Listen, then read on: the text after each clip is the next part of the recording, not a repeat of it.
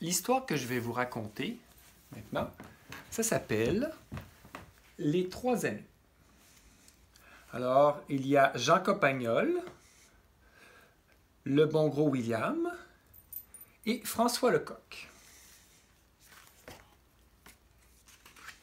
Alors, le titre, c'est « Trois amis ». C'est une histoire qui est écrite par Elm Hain, qui est l'auteur et l'illustrateur. François Lecoq réveillait la ferme chaque matin. Ses amis, Jean Campagnol et le bon gros William, lui donnaient un coup de main, car de vrais amis se doivent de s'entraider. Ensuite, les compères allaient chercher leur bicyclette derrière la grange et se lançaient dans le matin.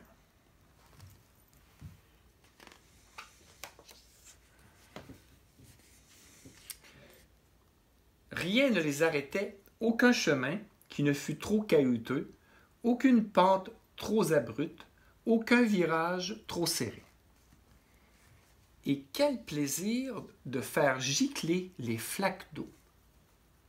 Regardez, ils passent avec le vélo, puis là, pouch, ils font peur aux chèvres. Ils aimaient s'arrêter au bord de l'étang. On y faisait des ricochets, les galets étaient lisses et bien plats.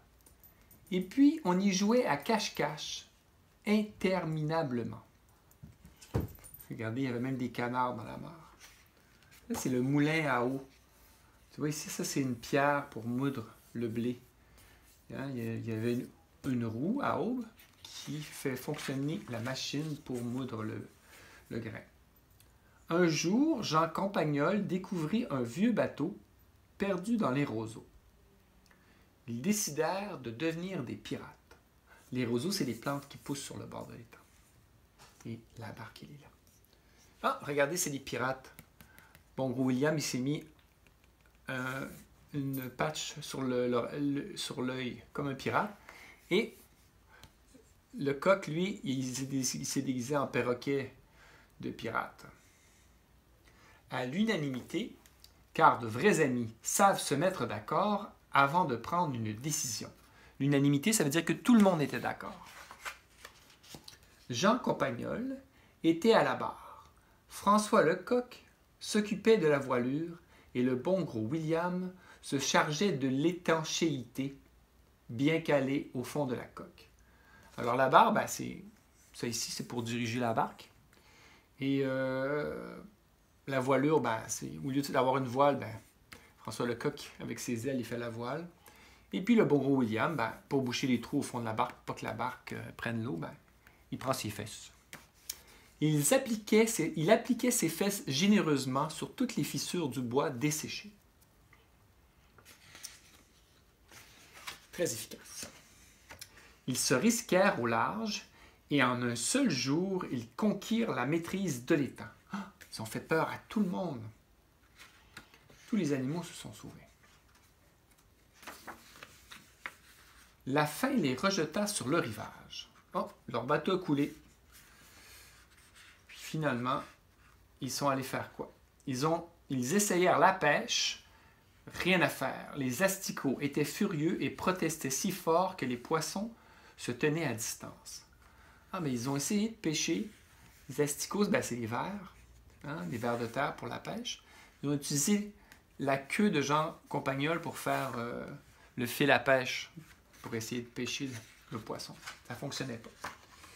Ils firent la cueillette des cerises. Une cerise pour Jean Campagnol, une cerise pour François Lecoq, 2 cerises pour le bon gros William, et ainsi de suite. Jean Campagnol trouvait cela fort bien, mais François Lecoq protesta. Selon lui, c'était injuste et on lui accorda les noyaux. Hein? On lui a donné les noyaux pour manger. Ils eurent vite fait de tout manger. Le gros William dut y aller. Ses 2 amis l'accompagnèrent et ce fut sans doute un beau concert. Qu'est-ce qu'ils ont fait ici? Ils ont fait caca. Ils ont fait caca sur le bord du sentier. Les 3 ensemble. Déjà, les ombres s'allongeaient. Tu vois, c'est à la fin de la journée, hein? Quand le soleil il est plus bas, ils ont dit que les ombres s'allongent. C'est-à-dire que c'est la fin de la journée. Il était temps de rentrer.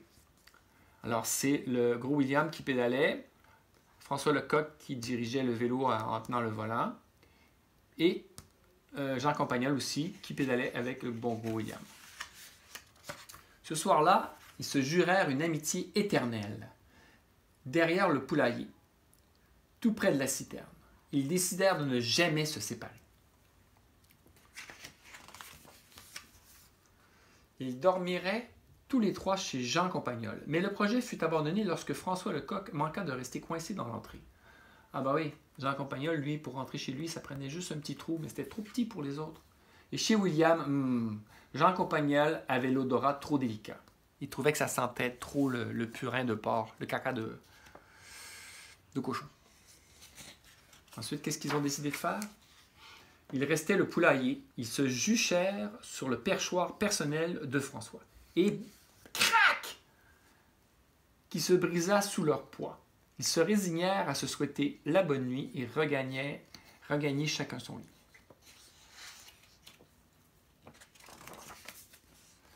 Mais en rêve, ils se retrouvèrent. Les vrais amis rêvent ainsi. Oh, ils ont fait le même rêve. Hein?